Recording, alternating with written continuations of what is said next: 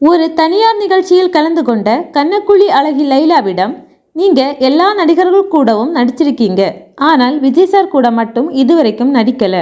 ஆனா இப்போ கோட் படத்துல விஜய் சார் கூட நடிக்க வாய்ப்பு கிடைச்சிருக்கு, அதை பத்தி நீங்க என்ன நினைக்கிறீங்க என்று கேட்டதற்கு அவர், எனக்கு அவர் கூட நடிக்கிறதுல ரொம்ப ரொம்ப சந்தோஷம். இந்த படத்துல ஒரு நட்சத்திர பட்டாளமே நடிக்கிறாங்க, அதுல நானும் இருக்கிறேன்னு நினைக்கிறப்போ ரொம்ப ரொம்ப சந்தோஷமா இருக்கு என்று கூறினார். அடுத்ததாக கோட் பட அப்டேட் ஏதாவது எங்களுக்காக கொடுக்க முடியுமா என்று கேட்டதற்கு, சாரி, அதெல்லாம் சொல்லக்கூடாதுன்னு கோட் பட டீம்ல இருந்து சொல்லியிருக்காங்க, அதனால தான் அதை பற்றி எதையும் சொல்ல முடியாது. படம் நல்லாவே வந்திருக்கு, சீக்கிரமாகவே ரிலீஸ் ஆக போகுது, எல்லாருமே படத்தை தேட்டரில் பார்த்து என்ஜாய் பண்ணுங்க என்று அவர் அதற்கு பதிலளித்திருந்தார். உன்னை நினைத்து படம் விஜயும் லைலாவும் இணைந்து நடிக்க வேண்டியது.